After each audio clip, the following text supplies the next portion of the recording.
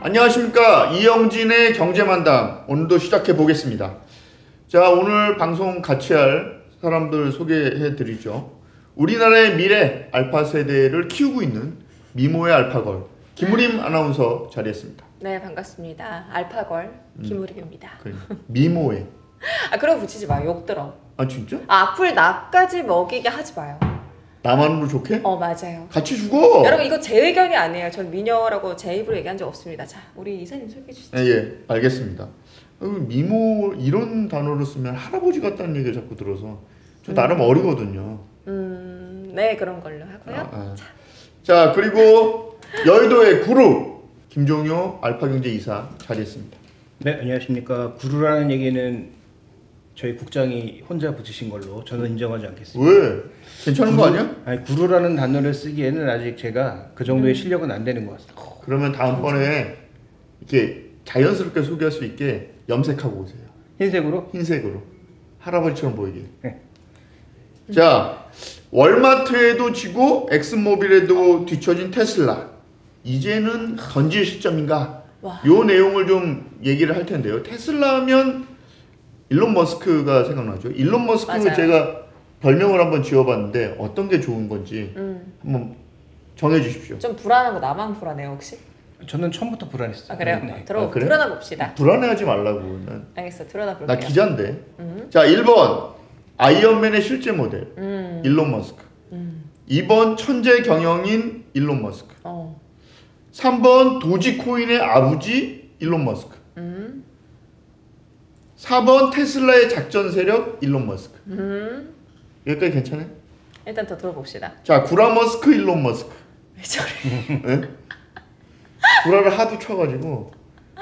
브라 머스크 또 구라 머스크. 또 이게 많아요. 지금 엄청 많이 썼어. 화성에 미친 자 일론 머스크. 뽕쟁이 일론 머스크. 뭐가 좋으십니까? 저는 그래도 그 구라 머스크가 맞긴 맞는데 근데 이게 그 약간 타임 라인이 조금 문제가 있는 것 같아요. 그러니까 이분은 뭐 얘기한 걸 안 지킨 건 없지만 때를 또 지킨 적도 없다. 그러니까 뭐 내년까지 하겠습니다 해서 내년까지 지킨 적은 없고 근데 뭐 하겠습니다 하면 어느 시점인가 지켜지기는 한다. 저도 2059년에 삼성과 같은 회사를 만들겠습니다. 왜 이래요? 2059년에 그러니까 나도 구라 머스크랑 똑같은 거 아니야? 2059년에 그 살아계시기는 한 거죠? 그러니까 그런 얘기 하지 말라고. 나 나름 어리다고. 2059년. 예. 네. 그러면 뽕쟁이 죄송합니다.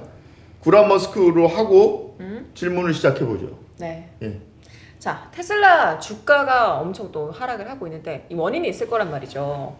네, 최근에 이제 주가 하락의 원인은 뭐 다 아시는 것처럼 테슬라 시총이 한때는 소위 이제 뭐 그 빅4라고 불렸던 네. 그 기존의 레거시 자동차 중에서 뭐 GM이라든지 그다음에 뭐 폭스바겐이라든지 도요타 이런 쪽의 시총을 다 합친 것보다도 클 정도로 테슬라의 시총이 컸어요. 네. 그래서 뭐 유상증자를 해도 뭐 상한가를 가고 엄청나게 막 주가를 뿜어내던 그런 시절이 있었는데 그 시절에서 어느덧 주가가 지금 계속 흘러내리고 있는 그 가장 결정적인 이유는 전기차 판매가 일단 둔화되고 있고 그 다음에 또 하나의 문제는 테슬라의 수익성이 떨어지고 있다. 그래서 과거에 다른 자동차가 뭐 7% 이익도 못 내서 허덕이고 있을 때 혼자 유일하게 두 자릿수 이상의 영업이익률을 냈던 테슬라가 이제는 두 자릿수도 영업이익률을 못 내는 데다가 가격도 계속 깎고 있습니다. 그러니까 안 팔려서 지금 가격을 깎고 있다는 게 문제인 거죠.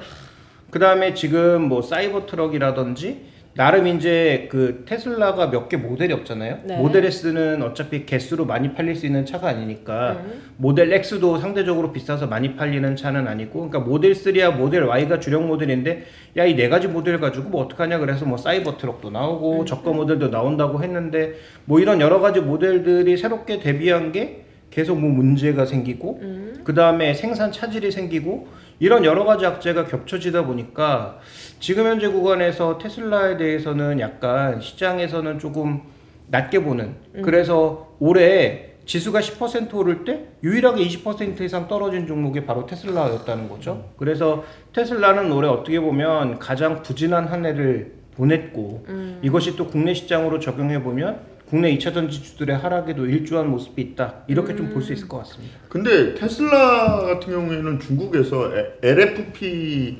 배터리를 쓰면서 가격을 낮추려고 노력을 했었잖아요. 네. 그러면 이제 더 이상 낮출 수 있는 그 여력이 별로 없는 거 아니에요? 아니 원래 마진이 워낙 높았기 때문에 추가적으로 가격을 낮출 수 있는 여력은 여전히 있죠.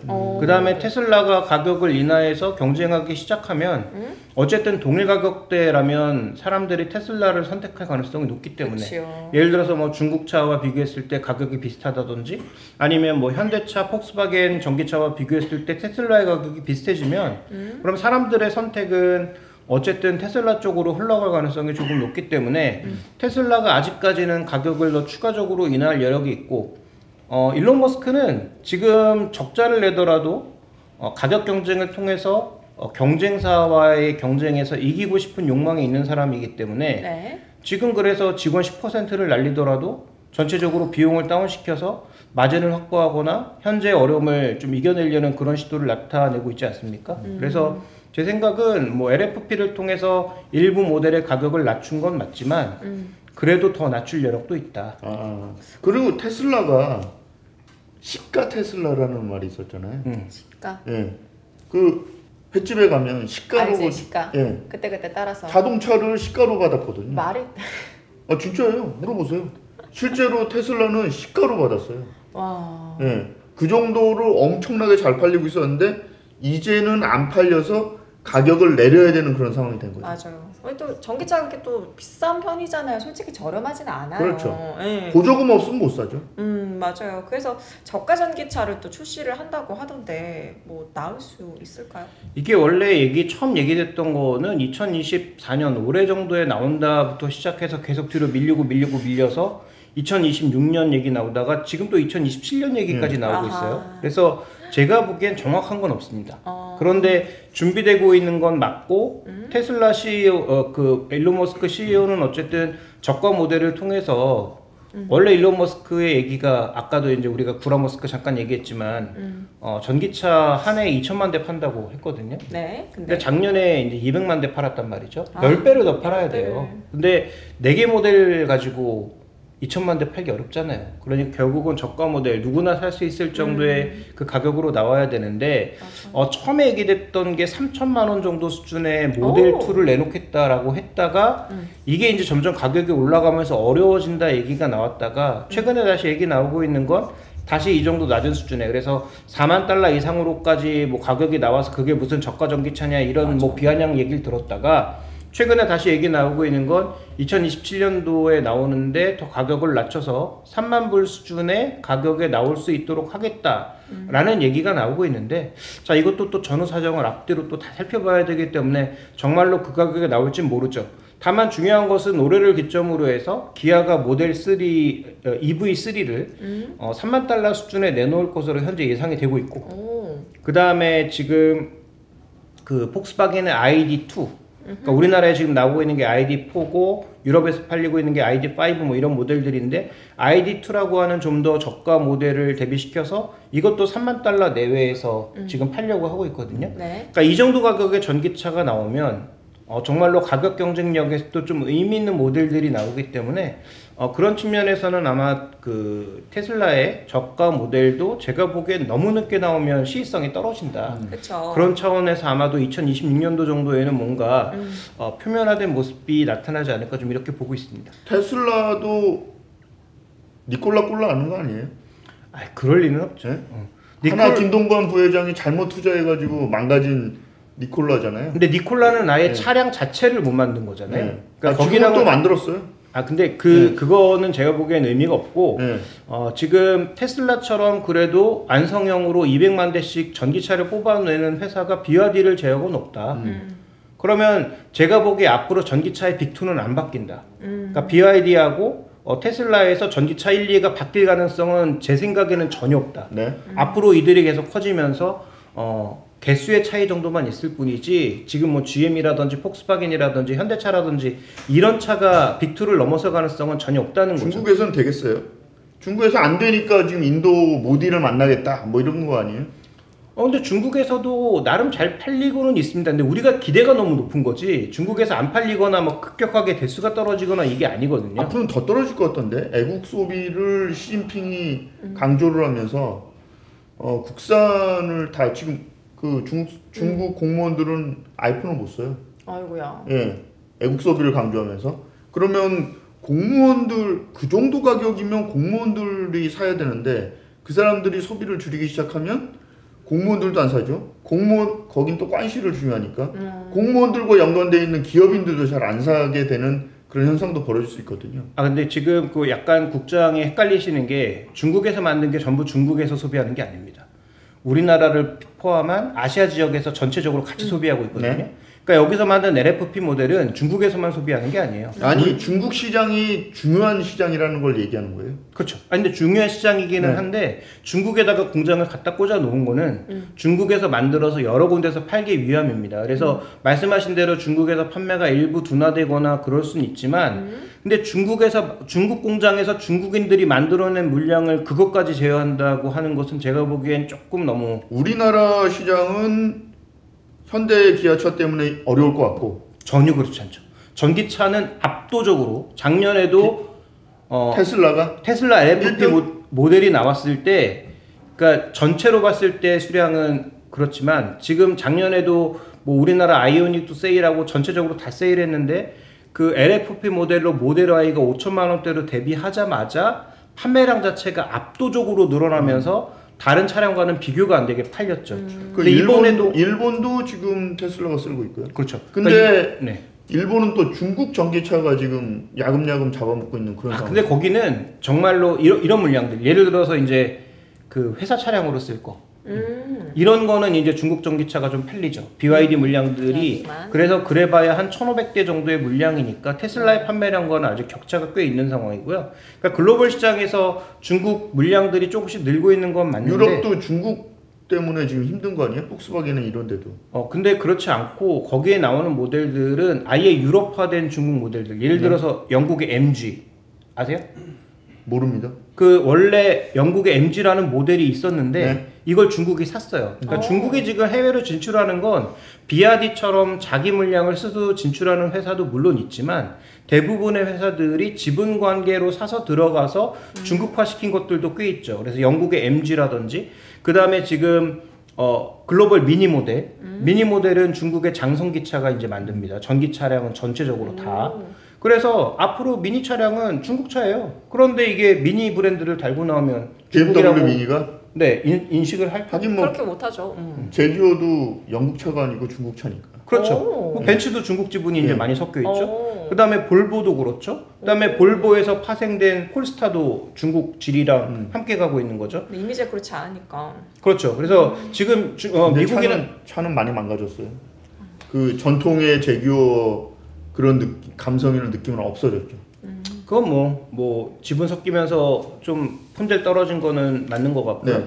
그 다음에 지금 우리가 또 생각해봐야 될 것은 이런 식으로 중국이 들어가서 지금 미국과 유럽이 어떤 법안을 내놓고 있냐면 그런 식으로 우회에 들어오는 중국차까지 다 막겠다라고 하고 있는데 네. 그게 정말 가능할지는 뭐 앞으로 지켜봐야 되겠죠. 어쨌든 중국은 비아디처럼 전체 물량으로 밀어내는 곳이 있고 그 다음에 다른 브랜드를 타고 넘어가는 그런 물량이 있고 우리나라의 르노 부산 공장에 지리가 플랫폼을 대고 르노가 조립을 해서 메이드 인 코리아로 수출하는 물량이 있고 이런 여러 가지 복합적인 물량들이 있어서 그래서 지금 테슬라가 중국 전기차 때문에 좀 머리가 아픈 건 사실인 것 같고요. 근데 구란 머스크가 지금까지 해온 걸 보면 시가 테슬라였잖아요. 그 전략을 계속 이용하지 않을까. 그러니까 저가를 만들어 가지고 아예 라인업을 따로 만드느니 지금 있는 거를 가격을 더 내려서 오히려 그거를 사고 싶었는데 못 사는 사람들을 유입하는 그 전략을 취하지 않을까 이런 생각이 들거든요. 근데 지금 그러게 좀 한계가 있는 게 모델 3의 가격을 아무리 낮추더라도 거기에 들어가는 하드웨어의 전반적인 가격들이 있잖아요. 그러니까 그 하드웨어 가격이 전반적으로 다 떨어지지 않으면 예를 들어서 5천만 원대에서 뭐 한 10% 정도 낮추는 것까지 가능할 수 있지만 그러면 이 5천만 원대 차를 3천만 원으로 낮출 수는 없단 말이죠. 그러니까 모델 라인업을 넓히는 건 필요해요. 그래서 3천만 원대 전기차도 있고 5천만 원대도 있고 7천만 원대도 있고 1억대도 있고 이런 식으로 가고 차종도 트럭도 있고 뭐 그다음에 SUV도 있고 승용차도 있고 이런 식으로 가야지. 그러니까 지금 있는 차량의 가격 조절만으로 가기에는 좀 어려운 것 같고요. 다만 그 모델 3의 가격대를 LFP 싱글 모터부터 LFP 퍼포먼스 모델까지 좀 다양화해서 모델 3지만 4천만 원대부터 뭐 한 7천만 원대까지 가격대를 넓히는 그런 전략은 가져가고 있는데 네. 5천만 원대를 3천만 원대로 내릴 수는 없으니까. 그럼 그런 가능성은 없나요? BMW나 뭐 폭스바겐 같은 경우에는 자기네 유럽 공장 전기차 공장을 접을 정도로 너무 실패한 전략을 구사했잖아요. 그러면서 이제 중국 뭐 앞서서 얘기했지만 미니 같은 얘기도 이제 중국에서 만든 중국 자동차 기업이 만드는 그런 형태고, 그럼 테슬라는 중국이랑 손잡을 가능성은 없을까요? 테슬라는 지금 그 안에 소프트웨어를 자기네 거를 심고 있는 상황이기 때문에 아마 전체 제조를 중국에 맡길 가능성은 일단은 낮다라고 보고요.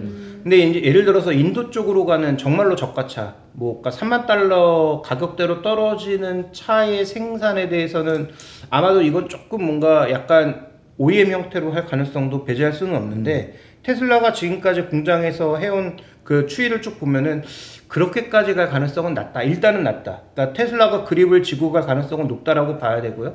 그 다음에 그 지금 테슬라가 또 하나 전략이 뭐냐면 테슬라는 소프트웨어, 서비스, 차량의 하드웨어까지 다 만드는 소위 애플식 전략으로 가고 있잖아요. 근데 애플처럼 하기에는 너무 성과를 못 보여준 거 아니에요? 소프트웨어 쪽에서?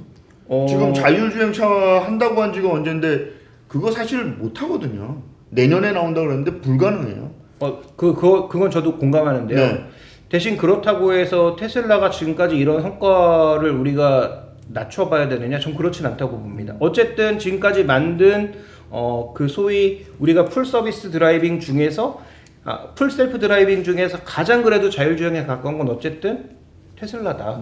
지금 다른 회사가 뭐 테슬라 따라왔다고 많이 깝죽거리지만 실제로 미국에서 자율주행을 해보면 압도적인 차이를 여전히 나타내고 있다라는 거죠. 다만 테슬라도 여전히 미국에 최적화된 시스템이어서 그게 중국이나 우리나라나 다른 나라로 가져갔을 때 동일한 어떤 퍼포먼스를 낼 수 있느냐는 아닌 것 같고요. 로보택시가 돌파구, 주가의 돌파구란 얘기를 많이 하는데 로보택시는 쉽지 않을 것 같아요. 자율주행을 구현한다는 게 이게 테슬라 뭐 일론 머스크의 공상 속에서만 나올 수 있는 그런 과제 아닐까 이런 생각이 듭니다. 그게 지금 기술적으로는 일부 가능한데 문제는 사고가 터졌을 때 사고 처리를 어떻게 할 거냐가 가장 큰 문제고 그 다음에 그러니까 이제 테슬라가 책임져야죠. 그러니까 보험 처리라든지 거는. 예, 그런 거는 뭐 어디서 어디만큼 그러니까 보험사가 책임져야 되느냐 테슬라가 책임져야 되느냐 각각의 책임은 얼만큼 있느냐 예를 들어 사람이 운전하는 차 박았을 때는 또 어떻게 비율을 정해야 돼 그런 복잡한 문제가 있기 때문에 네. 이게 쉽게 결론이 나지 않을 것 같아서 뭐 국장이 언급하신 대로 자율주행이 뭐 내일 된다? 저는 뭐 그 가능성은 저도 없다고 보는데 내년. 그러니까 내년이든 내후년이든 저도 안 될 거라고 보는데 미국의 법이 웃긴 게 뭐냐면 지금 자율주행 하라고 그렇게 얘기하죠? 근데 웃기는 건 미국 법상 운전대를 놓으면 안 됩니다. 운전하는 사람이. 그 다음에 운전대 앞을 안 쳐다보면 안 돼요. 그런데 자율주행은 뭐 계속 뭐 하는 거야? 어떻게 그러면 나 같은 사람만 타야 되네? 운전 못하고 이렇게 앞으로만 가는 사람? 근데 어쨌든 자율주행의 어떤 우리가 그 느낌은 내가 뭘 못한다 그러면 우리는 이제 책 보면서 가고 뭐 그지. 그렇죠. 우리가 바라는 건 그런 거잖아요. 보고, 휴대전화 보고. 근데 게임 하면서 가고 뭐 쉬면서 가고 맞아. 자면서 가고 이걸 바라고 있는데 게임 얘기하지 마. 우리 아들 지금 게임 중독 걸려가지고 게임 얘기하면 열받아.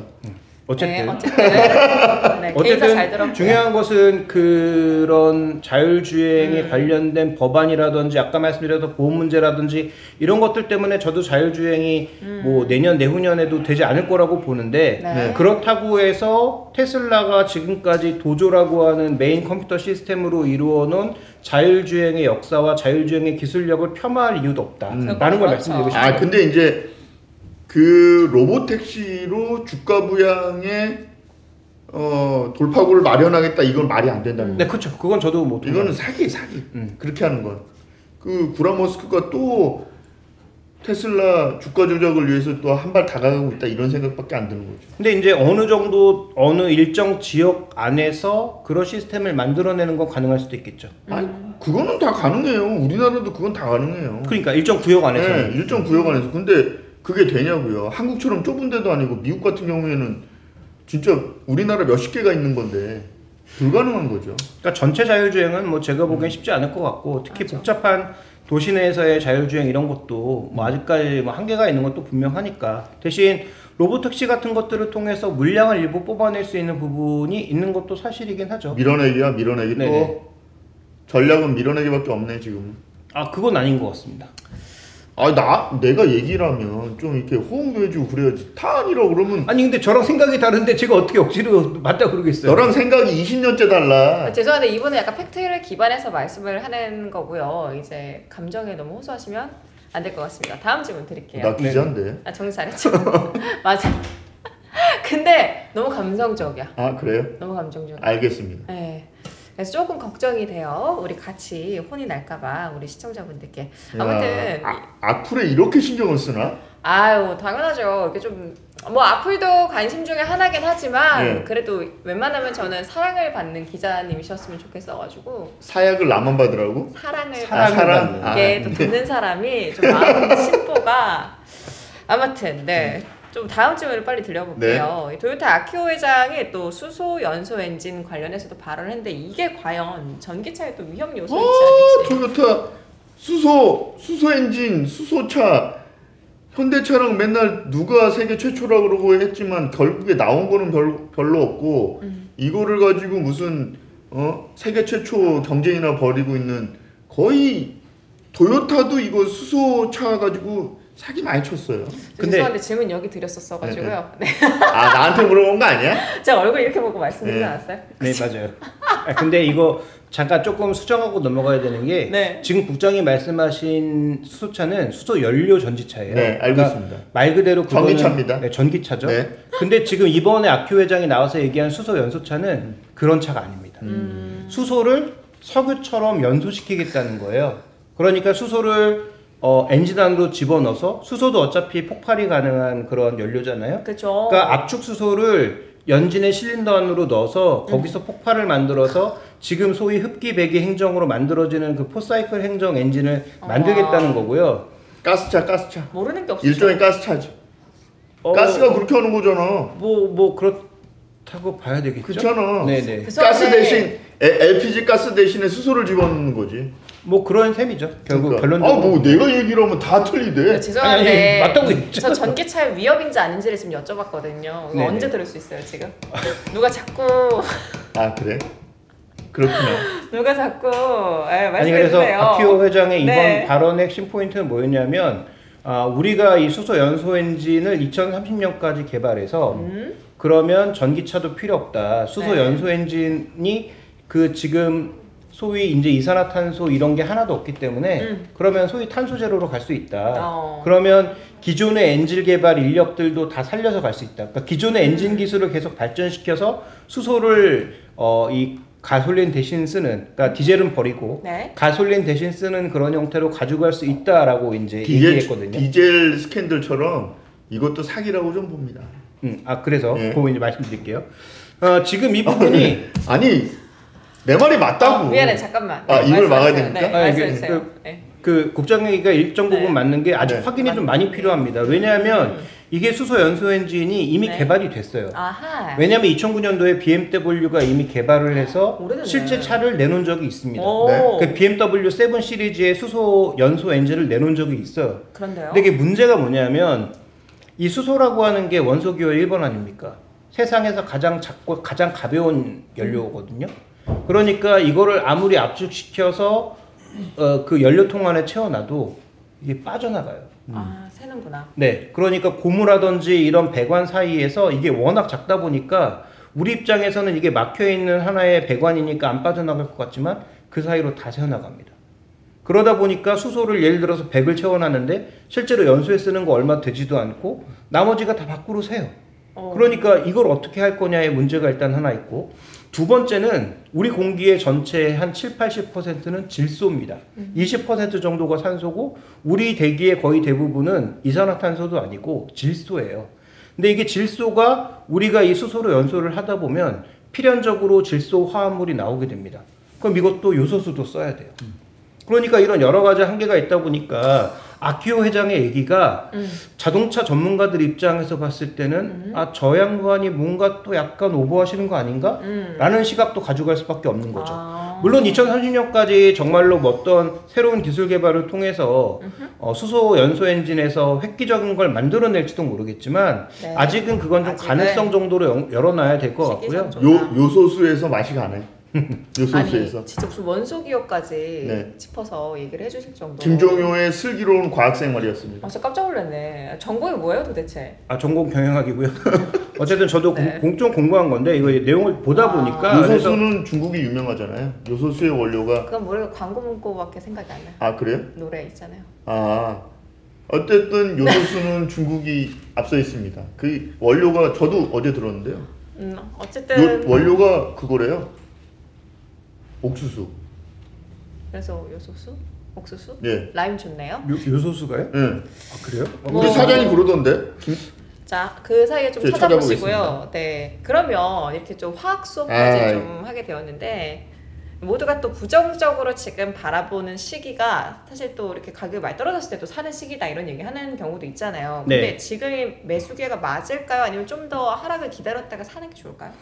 일단 테슬라에 관심을 실제로 가지셨던 분들 입장에서는 저는 뭐 단언코 말씀드리지만 지금이 매수 시점은 아닌 것 같다. 아니다. 네, 조금은 기다려볼 필요가 있다라고 판단하고 있는 게 일단 지금 전기차 시장이 좀 묘하게 돌아가고 있습니다. 그러니까 저는 장기 방향성에 대해서는 의심이 전혀 없어요. 네. 왜냐하면 전기차라고 하는 방향성이 지금 가게 된 이유가 단순하게 우리가 환경만 보호하자고 해서 가는 게 아니에요. 그렇죠. 가장 지금 우리가 전력을 잘 만들어낼 수만 있다면 가솔린 엔진 대비해서 얻을 수 있는 이점이 너무 많아요. 그러니까 소위 우리가 충전의 어떤 불확실성이나 불편함만 조금 줄일 수 있다면 네. 전기차의 방향성에 대해서는 저는 여전히 의심의 여지가 없다라고 보고 있습니다. 그러면 그래서 좀더 추가를 네, 그래서 어차피 전기차 쪽으로 가야 되고 전기차에서 아까 말씀드렸지만 BYD와 테슬라의 1, 2위는 저는 바뀌지 않을 거라고 보고 있기 때문에 네. 장기 관점에서 어느 시점에서는 사야 되는 건 맞는 것 같아요. 근데 중요한 건 지금 아까 말씀해 주셨던 보조금 문제가 첫 번째로 걸리는 네. 게 만약에 트럼프가 미국 대통령이 됐을 때 보조금이 어떻게 될 거냐라는 문제 첫 번째. 관건이고. 네, 그 다음에 지금 그 트럼프 입장에서는 가장 싼 에너지를 계속 강조하고 있거든요. 그러면 지금 전기 에너지를 만들어내는 데 있어서 친환경 쪽으로 가게 되면 이게 과연 정말 싼 에너지인가에 대해서는 여전히 논란이 많아요. 그리고 계속 더 비싸질 수 있죠. 왜냐면 그렇죠. 인공지능이 지금 거의 전 세계에 있는 전력들을 다 잡아먹는 맞아. 그런 구조로 가고 있기 때문에 산업도 써야 되죠. 인공지능도 써야 되죠. 근데 전기차까지 쓴다? 쉽지 않은 게임일 거예요. 그래서 일본의 하이브리드 전략이 맞는 거 아니냐 뭐 이런 생각도 듭니다. 그러니까 사이 전략으로는 여전히 맞는 선택일 수 있죠. 그러니까 예전에 아키오 회장이 그 전기차들이 다른 회사들이 열심히 만들 때 너희 그거 열심히 만들어라. 우리는 하이브리드가 방향성이라고 본다라고 하면서 고집 부리고 가다가 나중에 많이 먹었어요. 그렇죠. 근데 전기차가 대세됐을 때 BG4라고 그 전기차 하나 만들었는데 그게 막 운행 중에 타이어 날아가고 막 이래갖고 엄청나게 조롱을 당한 그런 경우도 있는데 네. 어쨌든 지금까지는 도요타의 전략이 맞는 것으로 보이는 건 분명한 사실인데요. 그런데 우리가 한 가지 또 잊지 말아야 될 사실은 전기차가 우리가 두려워하는 이유가 충방전의 불편함과 더불어서 화재에 대한 위험이잖아요. 맞아요. 불이 한번 붙으면 꺼지지 않는다라는 그런 네. 위험. 그런데 전 세계에서 자동차를 비율로만 보면 가장 화재가 많이 일어나는 건 플러그인 하이브리드고요. 두 번째가 하이브리드입니다. 그러니까 우리가 뭔가 착각하고 있는 거예요. 전기차가 불이 붙으면 안 꺼진다라는 두려움과 전기차가 화재가 나면 그 화재의 뉴스로 계속 나오기 때문에 전기차가 굉장히 화재가 많이 나는 것으로 착각하지만 판매 대수 대비해서 비율로 보면 압도적으로 낮다. 개솔림 차보다도 낮다는 그래요. 거죠. 그러니까 그런 차원에서 접근해 봤을 때 하이브리드가 장기적인 방향성인가? 왜냐하면 하이브리드도 똑같이 배터리 들어가니까 차 무겁죠. 그래서 배터리랑 같이 쓰니까 많이 가는 것처럼 보이지만 화재도 나죠. 그 다음에 고장도 많이 일어나죠. 그러니까 그런 요소들을 고려해 봤을 때 하이브리드가 장기 방향성이라고 생각하지는 않고요. 그렇네요. 그래서 정말로 먼 미래로 봤을 때는 수소 에너지가 대안일 수 있겠는데 그 길은 조금 먼 것 같고 그러니까 전기차가 일단은 적어도 한 2035년까지는 맞는 방향성이 아닌가. 그래서 이 질문에서 너무 들어왔는데 다시 질문으로 돌아가 보면 지금 당장은 테슬라가 아닐 수 있지만 매수 기회가 아닐 수 사지 있지만 마라. 올해 아마 미국 대선 전후로 판매 추이를 조금 보고 그다음에 내년도에 전반적인 전기차 판매 추이를 봤을 때 살아나는 모습을 보일 경우에는 저는 그때가 추가적인 매수 기회가 아닐까 이렇게 좀 보고 있습니다. 근데 오히려 그 얘기를 들으면서 계속 생각하는 게 테슬라를 살 바에는 삼성전기나 삼성전자나 LG전자 삼형제를 사는 게 더 낫지 않나 이런 생각도 들어요. 왜냐면 샤오미도 만들죠. 화웨이도 만들죠. 지금 전기차는 정말 만들기가 쉬운 세상이 됐거든요. 그렇죠. 이렇게 플레이어들이 많아지면 많아질수록 부품 수급에 대한 열망이 강해지니까 그러면 그 전장 부품을 잘 만드는 전기차 전장 부품을 잘 만드는 그런 회사들을 더 눈여겨보아야 되는 거 아닌가 뭐 이런 생각 듭니다. 네, 그거 맞는 얘기인데요. 근데 그런 기업들 중에서 이미 주가가 선반영한 기업들도 꽤 있을 뿐더러 그 다음에 이 지금 일본의 회사들이 그쪽에서는 꽤 영향력을 발휘하고 있잖아요. 특히 전기차용 MLCC라든지 이런 것들은 유니마이크론이나 뭐 이비덴이나 이런 회사들이 이미 다 잡고 있거든요. 네. 그래서 거기에 이제 삼성전기가 새롭게 뛰어드는 형태인 건데 그렇죠. 그러면 앞에 선도하고 있는 수율은 좀 잘 안 나오더라고요. 그러니까요. 그러니까 선도하고 있는 회사들을 사는 게 맞다라는 측면에서 저는 일정 부분 공감을 하지만 선도업체들의 주가는 이미 밸류가 좀 너무 높은 상황이고 삼성전기처럼 아직까지 진입을 제대로 못한 회사는 진입을 제대로 못했는데 밸류가 좀 애매한 상황이에요. 그래서 저는 그 투자의 방향은 맞다고 보는데 이것도 진입 시기는 전체적인 흐름에 따라서 조금 좌우해볼 필요는 있는 것 같고요.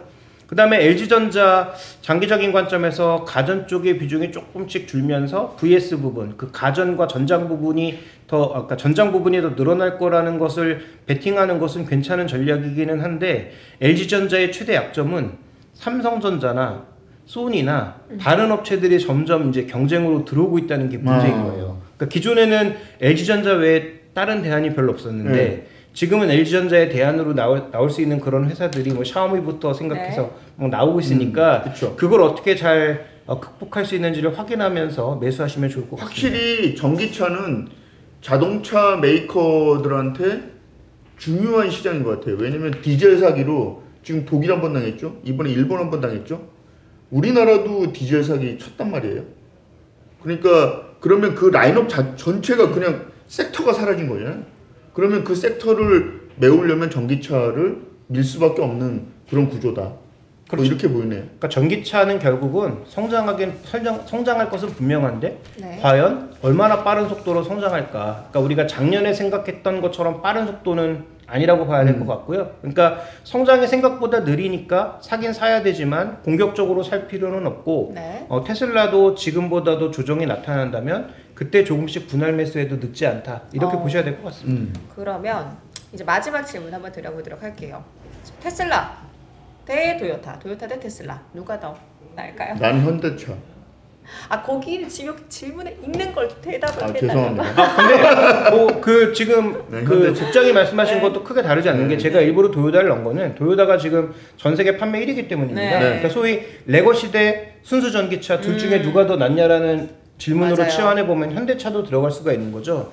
근데 저는 지금 당장은 어쨌든 올해 연말 정도 미국 대선 그 즈음까지는 아마도 레거시가 조금 더 낫지 않을까. 그래서 뭐 GM이 됐든 뭐 현대차가 됐든 아니면 뭐 말씀드렸던 폭스바겐이나 도요타가 됐든 이런 쪽에 좀 더 성과가 나오지 않겠느냐라고 보고 있고 다만 정책적 불확실성이 조금 가시고 전기차 가격이 내려가면서 내연기관차와 충분히 이제 부딪힐 수 있는 정도의 가격으로 간다면 근데 지금 잘 생각해 보세요.